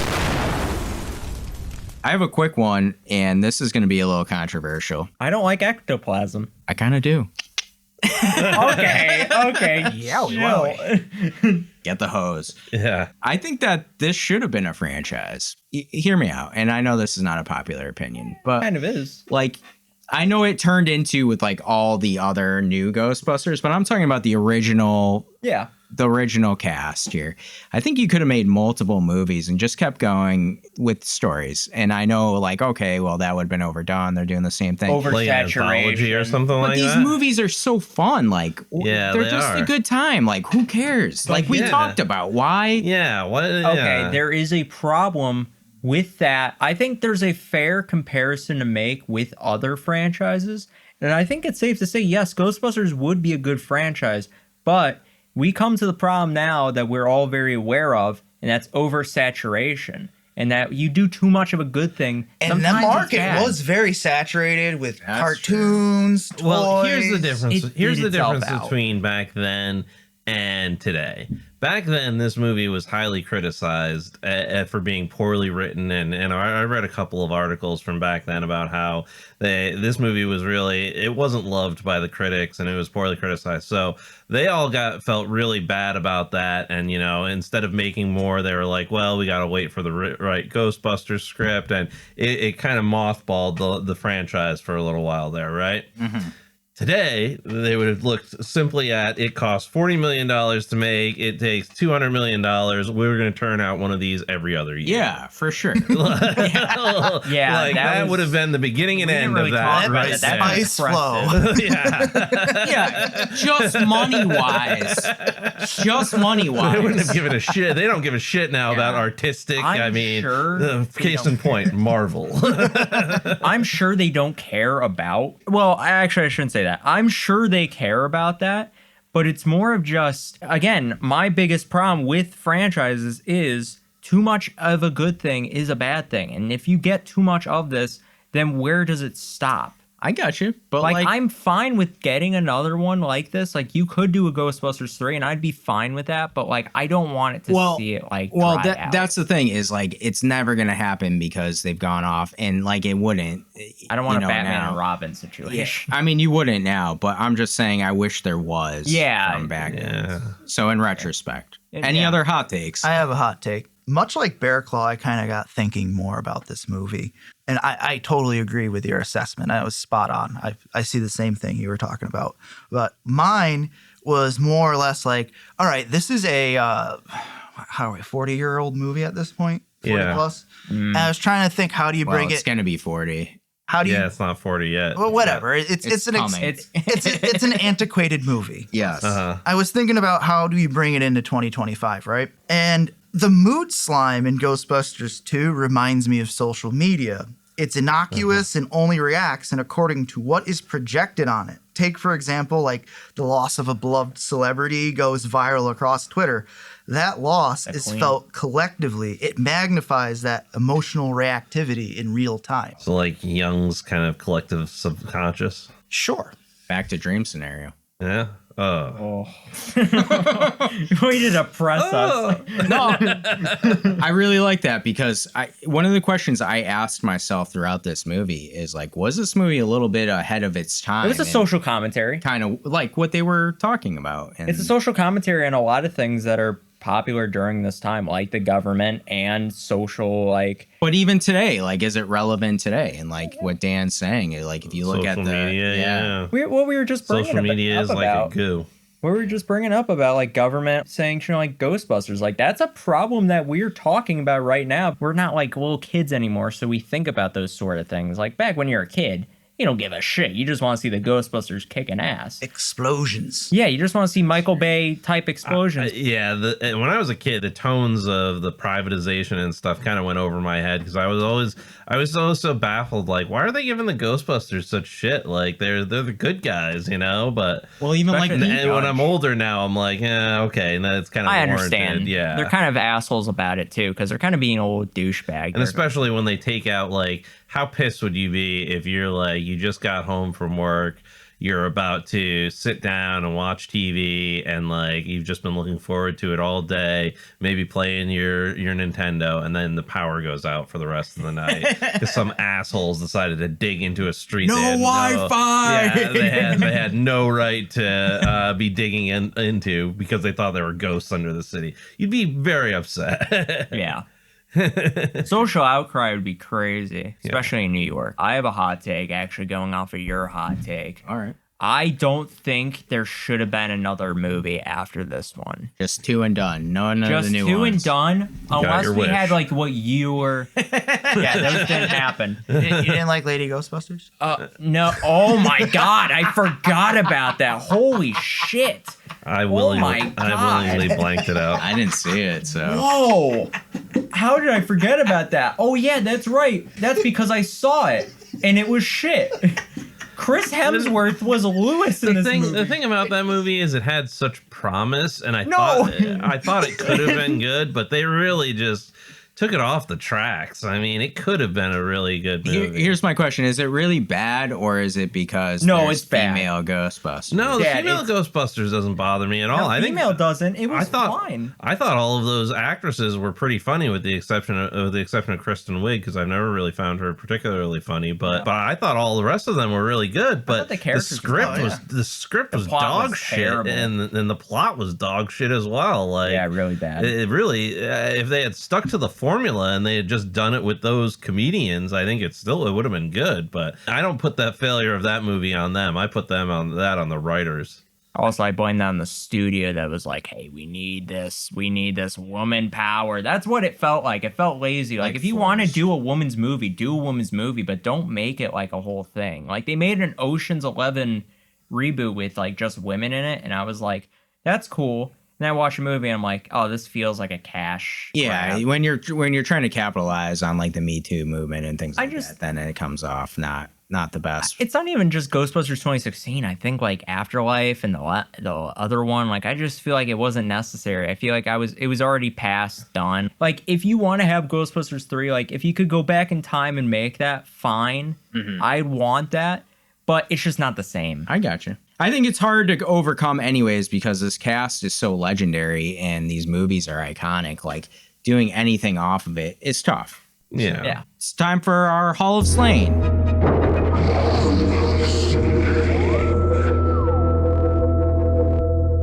Well, there are no Hall of Slain. I was gonna say, did the DA die? Was she killed? That was the only one I don't remember any deaths in this movie. Yeah. Our Hall of Slain are characters that have died in the movies that we review that would help us get through and survive a horror movie because we are the final girl. Are there any characters that you would like to nominate from Ghostbusters? Nobody died. I got one. Okay. This is a little caveat. Okay. Let's bring Slimer in. Slimer. Have him bring his ecto cooler. Oh man, that's a loophole. I like it. I like it. He's technically dead. He technically died. Wouldn't you love to have him as our mascot? That would be fantastic. I'd hang out with Slimer. You know, we'd have to he would eat all the snacks, though. That would be kind of a bummer. But there is lore behind Slimer that he was like some guy that stayed at that hotel and like he was a really fat guy who loved eating and he like gets choked on a hot dog or something. And then we brought in Ethel from Friday the 13th Part 5. She's got that stew. I mean, there you go. Slimer could we bring in Egon? He didn't die in this movie. That's a caveat. Yeah, that's a big caveat. His character, technically. Yeah, but not from this movie. Oh. You got to go off of this lore. I just want him in our Hall of Slain. He'd be like the best. Give him to me. Yeah, he'd definitely have the most utility, but yeah, no, I'd second Slimer. Yeah. Anyone else? Third? Yeah. Fourth? Unanimous. First you say sorcerer. I don't pronounce things right. Gavel sound. Welcome, Slimer. Yeah. Ethel, get the stew going. Yes, sir. Frog Brothers, get in there. It's time for hook, line, and stinker.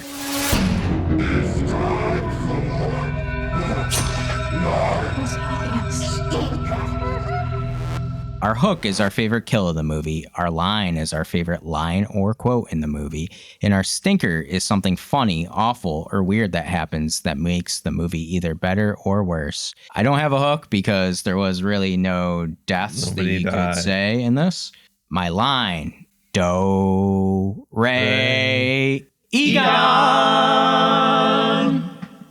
Just casually looking at the camera. Badass, bro. You knew what he was doing. I love it. I feel like their reaction was pretty spontaneous and real. It was very Teenage Mutant Ninja Turtles where he was like, Bossa Nova? For sure. My stinker is Janosch. Just his character, but I'm saying this as a good thing that makes it better. Everything this guy says is so good. Soon the city will be mine and Vigo's. Mainly Vigo's. Soon it will be midnight and the city will be mine and Vigo's. Well, mainly Vigo's. Everything you are doing is bad. I want you to know this. Everything you're doing is bad. I want you to know this. That's one of the funniest lines. He's just walking around. He's like, what you're doing is shit. Here's an interesting question about that character. Do you guys think he was a bad guy? Yeah. Like at heart? Yes. Or do you think he was just possessed? I think he had some bad He was a intentions, like because he was kind of coming on to, like he was touching her he was a hair. little And creepy. He was creepy. Okay, yeah. I don't know if he was bad, but he was creepy. He was creepy. Yeah. He didn't doubt it for a second. He's like, okay, I guess I'll help you now. Kill a baby and take this woman. You know, He's he like, did doubt it. He said a child, Yeah, and then he child? got zapped in the face with lightning. And then my favorite was, why am I drippings with goo?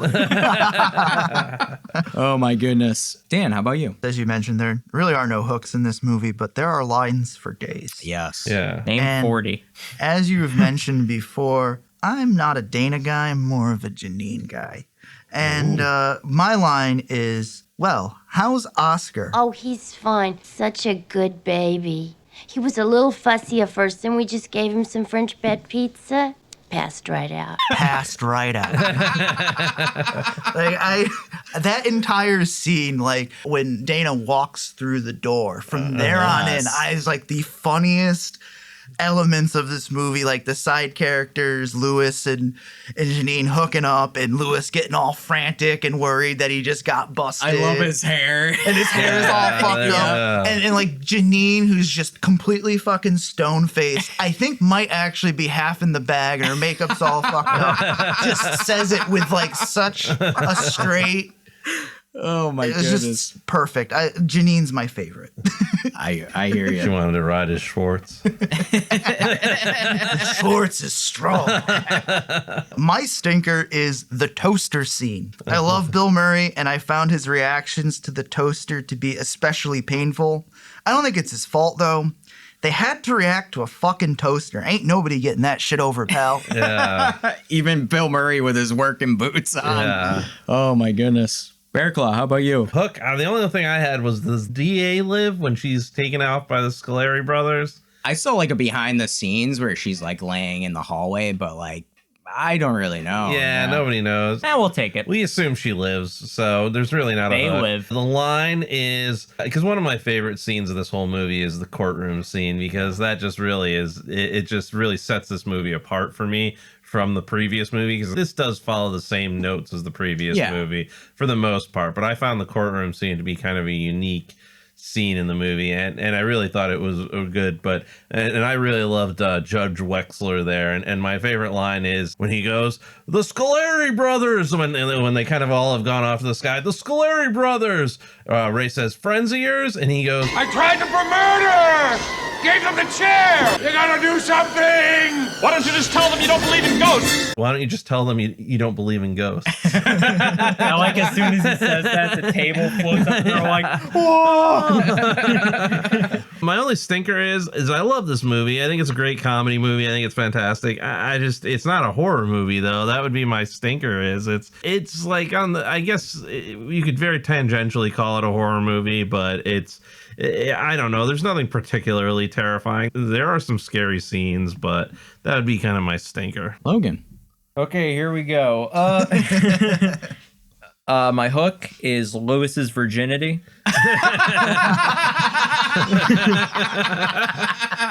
That is murdered in this. With Janine. My line is, I literally have like 40 written down, but I'm going to take... Be kind to Nathan. I'm going to have my 2. I'm a voter. You know, I'm a voter. Aren't you supposed to lie to me and kiss my butt? Aren't you supposed to lie to me and kiss my butt? And then the other one is... I like that. Would you get a stool specimen? Venkman, would you get a stool specimen, please? Business or personal? Business or personal?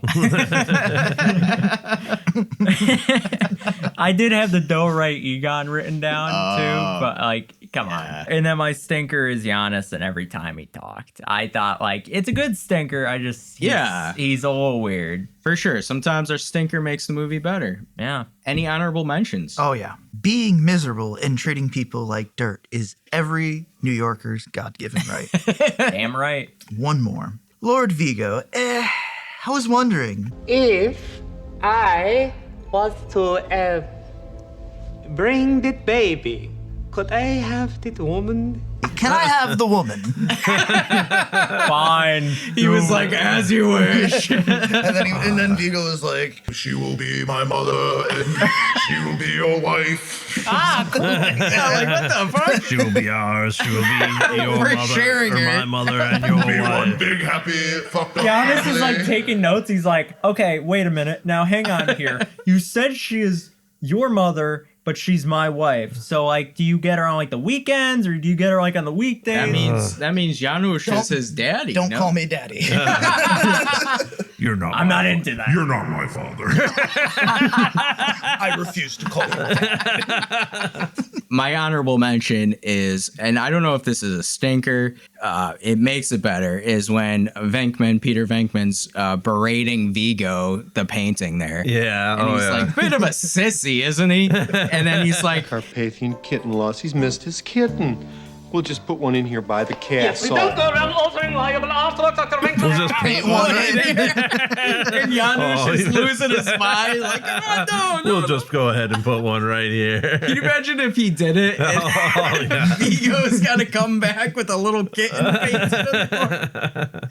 Oh my God. All right, it's time for our final rating. They're gonna rate the movie. Well, will they rate the movie? The killer is great, the victim sucks, the survivor is in between. What was that? Our final rating system is Killer. It's our highest rating. It's awesome. We would highly recommend, and it is a must watch. Survivor is our middle tier. It was a good movie. We would probably recommend and has some rewatchability. Finally, The Dreaded Victim. It's our lowest rating. It's a bad movie. We do not recommend and has no rewatchability. For me, Ghostbusters 2, I'm rating a Survivor. This is a high-end Survivor for me because I do think that this is a fun watch. Yeah, like it still does have some terrifying moments for me. It was kind of like riding a bike once I watched this again and like seeing all the different scenes like the courtroom and Vigo and things like that. But I mean, I will say that for a sequel, I think this is one of the better ones. And I know it follows the same formula, but you know what? Sometimes it's okay to follow a formula. Yeah. You know? Like I think a lot of like, especially newer movies feel like they have to subvert expectations all the time, which is kind of becoming like formulaic to me. Yeah. It's kind of refreshing just to see something that's fun and done well. And, you know, like Logan said, they all seem like they're having a blast working with each other. And it comes across in this movie. Is it horror? It's probably not like horror per se, but I would definitely recommend it if you haven't seen it. Dan, how about you? I'll be short and pointless on this one. Just like Lewis's. Hey, leave my turned boy me into alone. a dog, and they stopped that, so that was good. They're good people. They helped me get out of being a dog. This one time I turned into a dog and they helped me. The judge. What the hell? Like Steve Harvey reaction. Ghostbusters 2 for me is a Survivor. It's a highly entertaining movie. However, I don't find it to be a horror movie. I look at it in the same vein as like Logan was saying, art, and that the horror element in this is more of an accent color to the bigger composition of the picture, which isn't horror related. So that to me is my justification for not calling it a horror movie. I gotcha. It just feels more accented than like the main focus. And just in that, like, I can't rate it any higher than that for this being our platform, but I absolutely love the movie, enjoyed talking with you guys about it. Definitely recommend it, and I'll probably be watching it again. For sure. Bearclaw. Yeah, I mean, great movie overall. Again, I can't give it a killer only because it's not essential horror viewing. It doesn't teach us anything about the horror genre. I mean, so it's a Survivor for me. It's a fun movie. It's a good time. I'd watch it. I'd watch it right next to Back to the Future and the Goonies and E.T. and Jaws and all that stuff. But it's a Survivor. Jaws for the Revenge. Right up there. Logan, how about you? I don't know about you, but I thought it taught me something. Never have kids. Because that first scene, busting, but not too much busting. Too much ectoplasm by yourself. create some problems. Even that's too much, Bearclaw. I gotta say, for me, this is cinema killer. Yeah, Logan's got a killer. It's been a while. Ring the bell. It's not a real horror movie. Ring the bell. Ring the bell. Ding dong, the witch is dead. I think this is a great movie. I thought it was like on the same par as the original, just good, entertaining, fun. It's like being back in this world, like just the most fun I've had out of a movie in a long time. I've seen a lot of good movies recently. Like I think like in the last year, especially last year with like my trying to like watch every movie. I think this is the first movie that I've actually sat down and been like, I just really enjoy it. Like I just really like being in this kind of world again. It was just good, mindless fun. Awesome. Happy that you had that. For sure. Screw you. I was being serious. Oh, okay. I don't trust you guys. I was not. Nathan, our producer, gave his rating, and he said Ghostbusters 2 does everything that Ghostbusters 1 does, but not nearly as well. The result is a movie that is funny and entertaining, but not special like the first one, Survivor. I'll take it. Yeah. We also asked you, our audience, what your thoughts were on Ghostbusters 2. So let's check our Instagram at mouths.of.madness. 321 Ghost Pod, killer. We are huge fans of Ghostbusters and Ghostbusters 2. Logan, you got another killer with you. Thank you. Yeah. Thank you. Join the party. My Little Slice of Hell. It's a great sequel that brings me back to my youth. Yeah, it brought us back too. Bring back that ecto. I mean, not in a good way, but I see. Harley Quinn, 1913. I thought it was funny and still awesome to watch. For sure. Kate L 45678. I can't really remember much about this other than the Bobby Brown song. Eek! We'll have to rewatch. Yeah, Kate, rewatch this one. It's worth it. Even though Bobby Brown's kind of a jerk. I mean, this is kind of a little bit. From the Geek Collector 15. So much fun. From Natalie _May_. This movie is a killer. Absolutely classic. Another killer. Rip 'em. From James Shannon Morant. I don't get the hate for this movie. Yeah, James. Us too. Man. Yeah. Yeah, I don't get that. From Dissect That Film Pod. I'll make this short and sweet. It's not as bad as people say it is. The magic of Ghostbusters oozes out from... Oh, I like that one. Oozes out from this one. Pun intended. Janusz is great, and the core four still brings it. The ending may not be as explosive as the original, but it still packs a punch, and I love it. We love those comments. Thank you so much. We really appreciate hearing what you guys think of these movies. I love hearing the word ooze. It makes me want to watch more Teenage Mutant Ninja Turtles. Ooh. Well, Turtles in Time. Oh, God. Well, before we end the episode, we want to embrace the madness and let you all know what we've been up to. I watched From Dusk Till Dawn this week for Straight Jacket Talk. Oh, I gotta rewatch that movie. That's one of my. That's awesome. That's such a good movie. Yeah, it's awesome. If you haven't seen it, I'm not going to give you any spoilers because you got to go into this like we talk about in our review without knowing anything. Because if you don't know anything, there's a George huge Clooney's payoff. not taking roles like that anymore. I know. You know what? George Clooney's so good in this movie. He's great in that movie. There's no arguing. Quentin Tarantino wrote it. Robert Rodriguez directed it. I mean, it's a banger. Selma Hayek. Oh my goodness. Cinema love. Cinema. That's cinema.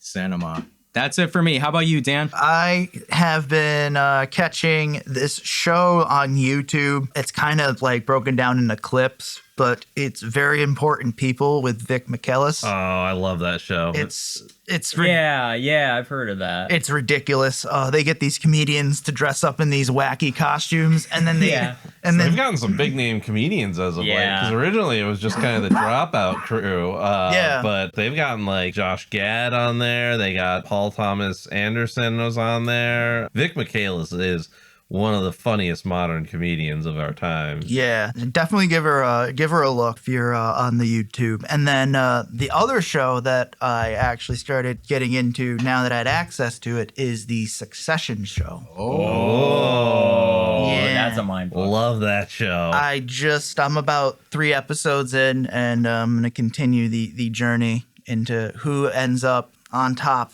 of the empire by the end of it. Just the theme song, the theme song is so fucking badass. I that's one of those shows I watched so it. Much. I was late to all of the seasons were out when I started watching it, and I never fast forwarded through the intro of that show. I always watched the intro, and there's clues in the intro too. Oh, I'm gonna have to pay attention now. Really pay attention to that intro then. Thank you for pointing that out. Bearclaw, how about you? I have been actually watching a new show myself. I started watching Murderbot, which is Alexander Skarsgård. I really like his stuff, also in Succession. But Alexander Skarsgård, I really like his stuff, and Murderbot is really good. I guess it's based on a book I didn't read, but I'm told the book is pretty good too. But the show is very entertaining. It's light sci-fi, so it's not too heavy-handed, and I've been really enjoying it. It's only got about like 6 or 7 episodes out now, but it's fun. It's a fun show.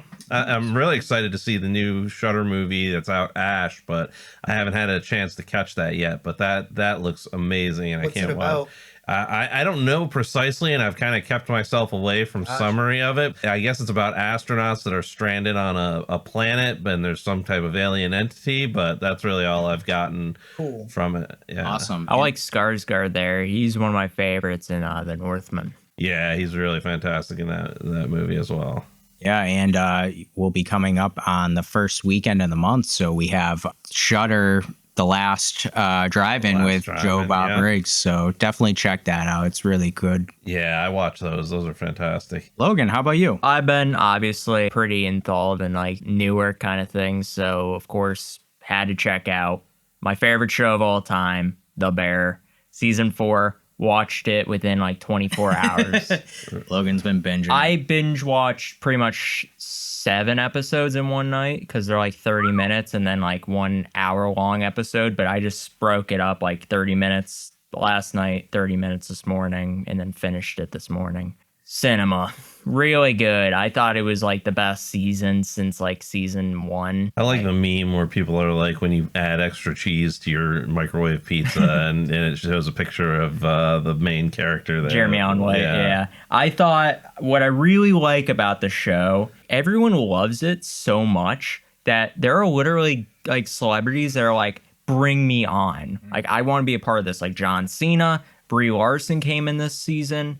John Mulaney, who I love. I love John Mulaney. He's one of my favorite comedians. So him being included like in the main family is so cool to me. I think what I really like about The Bear is just the characters themselves, and each season just becomes more and more hectic with new stuff being thrown at them, and it's just like it's so good, like character study kind of like throughout the show, like how they change and how they develop and kind of how they grow. And then the other thing is I did just purchase the Nintendo Switch 2. Been playing a lot of Mario Kart World, getting my ass kicked online. It's not, that ain't fun, but it is really fun. Isn't it wild that game's only been out for like 2 or 3 weeks and you're getting your ass handed to you? Yeah, I got like there's people that are already good. Well, I mean, it's not different than any other Mario Kart game, really. It's pretty much the same game except new maps. Yeah, you gotta learn how to drift. And all that other good stuff. I know how to stuff. drift. I've been drifting. But like hit the right, you know what I'm saying? The courses and all that good shit. Yeah, don't worry. I'll be world champion by the time. Good, son. Get good. Well, if you haven't already, please subscribe to the Mouths of Madness on your favorite audio platform and YouTube. If you've enjoyed your descent into madness, we really would appreciate it if you would rate us 5 stars and leave us a review. You can find us on Instagram at mouths.of.madness. We have a great YouTube channel where you can check out Straight Jacket Talk's newest review on From Dusk Till Dawn, now at Mouths of Madness. finally, we have our email address. Write to Bearclaw at thepaddedroom@outlook.com and let him know what's your favorite Ghostbusters movie. Yeah, let me know. Is it the first one your favorite? Or, I have heard that, and I watched the latest one. It's actually pretty good. So, I think there's a case to be made for some of the newer Ghostbuster movies as well. I'm not willing to disavow them like maybe some of the later Indiana Jones entries, but... Well, that does it for our review on Ghostbusters 2, but we'll be back soon with a new episode. And grab your Jinkos and red New York Yankees hat. We're heading back to the late 90s and early 2000s. It will be the start of the Summer of Madness 2025 as we review I Know What You Did Last Summer. That will be RZR. But until then, back to the padded room with you. Hey guys. So I know we had like a great time. Well, at least you guys did, showing off your pets. Dan, your cat is freaking me the hell out. I'm just gonna look away. Even Vigo's creeping me. I'm just gonna look forward. You know what, guys? I think my pet's feeling a little bit more calm to show themselves. So you know what? I'm gonna introduce them to you guys. Okay, come on in, Statue of Liberty. Oh my God! What the hell? You just scared Michael Chiklis out of my arms. Come on in, boy. Oh my God! Oh, wait a minute. Watch out. The Please roof, do not do the that. structure can't Do support not go this. anywhere near Vigo, Michael Chiklis. Vigo! Oh my God, the roof's collapsing. We gotta get out of here. Quick, leg it. Oh my goodness. Michael Chiklis, get over here. No, Vigo.